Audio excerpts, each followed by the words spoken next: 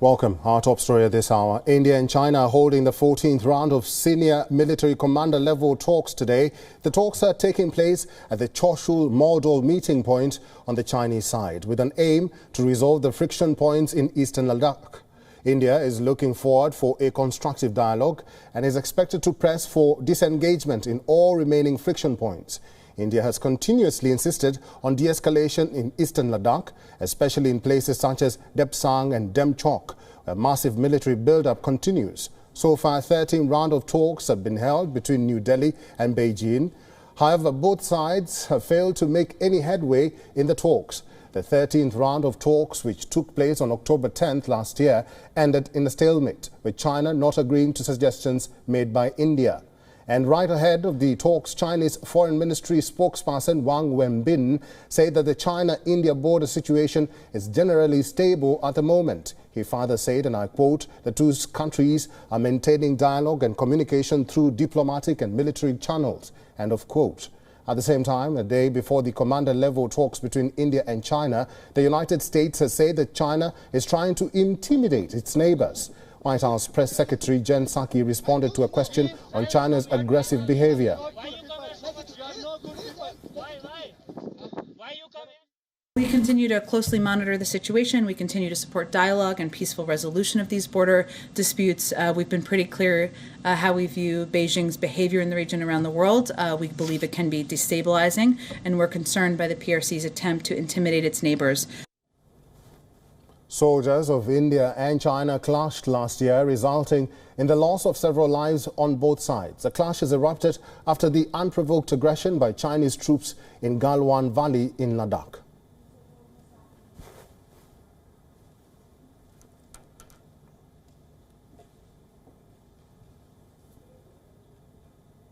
Let's now talk more about this, and joining us now is our diplomatic correspondent Siddhant Siban, and also in New Delhi is Dilip Sinha, who is a former permanent representative of India to the United Nations. Thank you very much, gentlemen, for joining us at this hour. I will start with you, Ambassador Dilip. China did not agree to suggestions made by India in the 13th round of talks. Is there a likelihood that there will be some sort of engagement from the Chinese side this time round? That seems very unlikely because after the last round of talks ended in October, rather acrimoniously, China has enacted a new law on its borders. And one of the features of this law is that China will develop border regions, strengthen civilian presence in these regions, and it has also obliged civilians to cooperate with the army to defend these territories. And we know from reports that China has been putting in civilian populations in the Demchok area and also in the east in Arunachal Pradesh area along the line of control. So China's policy has not changed, and therefore we should not expect much from this round of talks. It is hoped that China would agree to at least some kind of disengagement so that a reasonable degree of tranquility can be established among the troops, and they are able to resolve local issues through talks along the frontier itself.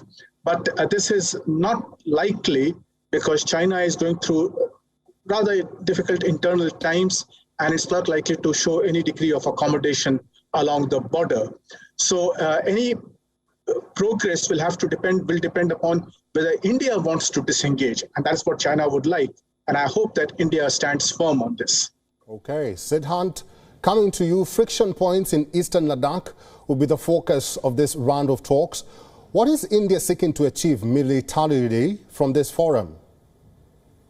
Well, last year we saw disengagement at several areas. Pangong Lake was one of those areas. Gogra was another area. And of course, the focus will be disengagement in other friction areas. But obviously, nobody is optimistic about the talks. And these talks, remember, are coming after a very long time. The Chinese were essentially dragging their feet. And there's a Russia angle as well. Remember that the Russians are keen on Russia-India-China summit, and that can only happen if there is some kind of positive outcomes. But looking at gestures coming from China, whether it's the border law, whether it is changing the name of 15 places in the Indian state of Arunachal Pradesh, or sending letters to Indian MPs for participating in Tibet event, it doesn't look like that China is changing its stance. it's only growing aggressive.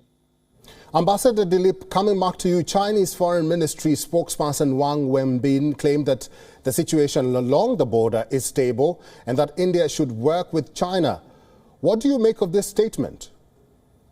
Well, the current round of tension between China and India started last year in April, May, June, when China violated the broad understanding of maintaining peace along the border. Now, so it's up to China to decide what it wants to do. If it's bent upon pushing forward in these areas and extending civilian presence as well as the presence of its army, then there's bound to be tension. And China cannot expect India to keep giving in every time it moves forward in these areas. We have to remember that China is an illegal occupation of these territories, both in Aksai Chin and along the Ladakh frontier. So it is for China to decide. So if China feels that there's been broad peace along this area, it is largely because China has, after the tough Indian response to what happened at Galwan Valley last year, China has slowed down a bit. And China also realizes that its external relations, whether it be with the Western countries or with Russia, as you mentioned, are difficult. And China has to take this into consideration while pursuing its aggressive policy towards India and its other neighbors. Siddhant, as military leaders engage in talks, the troops from both sides continue to be deployed in sub-zero temperatures. Can you share the latest on the actual deployment at the line of actual control? Well, the situation remains tense at the line of actual control. We know that the Chinese continue with their build-up, and this is something that India has multiple times pointed out. We know that even as we speak, the build-up continues. In fact, we have seen reports coming from the Chinese propaganda machinery. In fact, Global Times on 1st of January released a video of Chinese soldiers in a territory which was termed as Galwan area.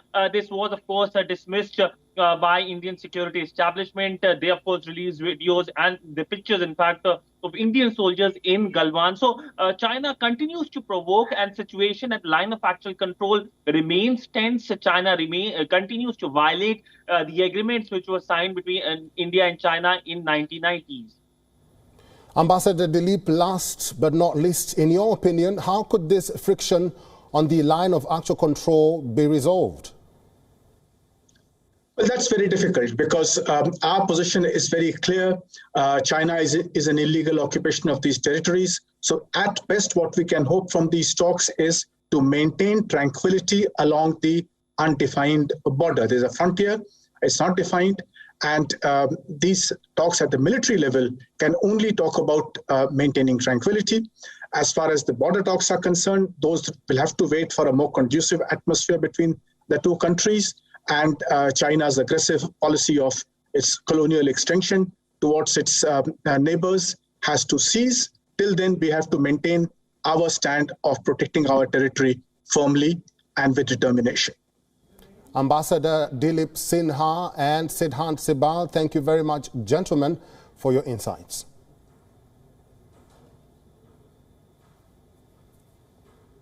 WION is now available in your country. Download the app now and get all the news on the move.